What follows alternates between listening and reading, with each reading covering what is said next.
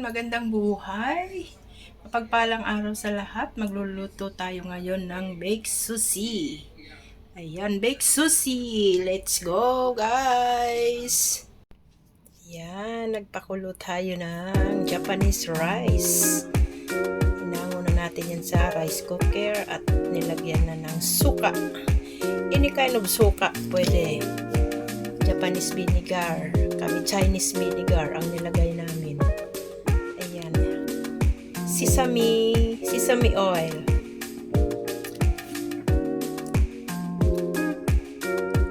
Halo-haloin. Mekos-mekos.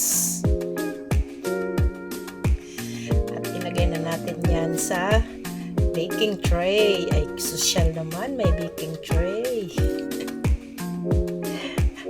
Ayan. First time kong makakain ng baked sushi. Ayan, kaya gumawa kami ni ate yan. At ayan, ipa-flat na. I-flat natin ang Japanese rice na may suka na yan. At sesame oil. Dapat level. Naka-label ang Ayan na nga, ang ating tuna na may mayonnaise. Affordable naman yung mga halo ng ating baked sushi. At nilagyan ng konting wasabi.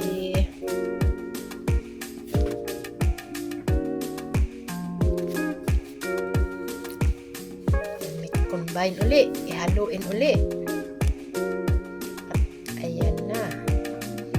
Yan ang unang ilagay. Kasunod, unang layer ay kanin. Japanese rice din yan. Pangalawa, ang tuta. Tuna with mayonnaise. Ayan.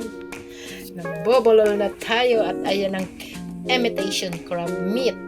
Ay siya. Imitation at ang mahal ng crab. Ayan. Marami yan mabibili sa frozen food.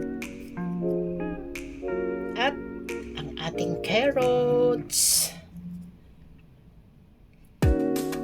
Cucumber. Ayan.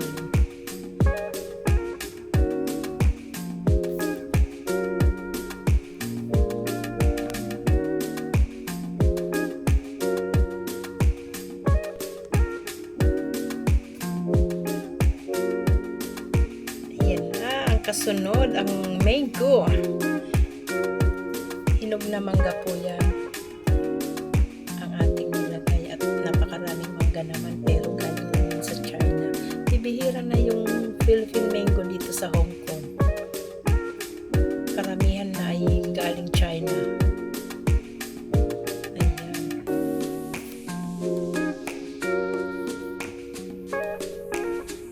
At ayan na ang ating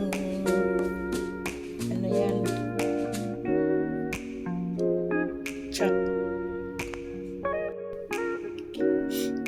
Ayan ang crispy seaweed.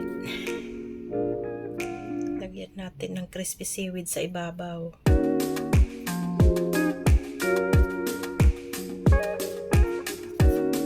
Ay, best sa mga party ang baked sushi. Ayan, sesame seeds.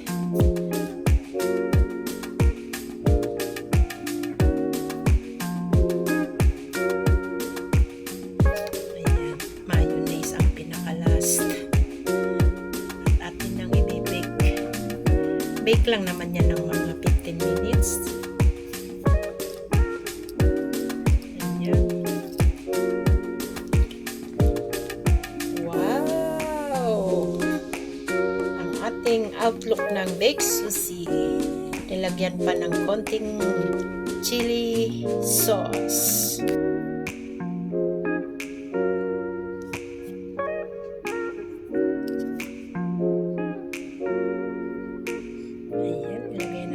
Nilagay na nga sa para i-bake na. Ayan, tapos na. After 15 minutes. Kain na. Ayan, gawa na rin po kayo ng baked sushi. So easy. Ayan. Titimpulan na natin yan.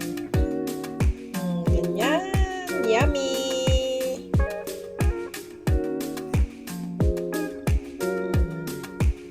Thanks for watching. Bye-bye!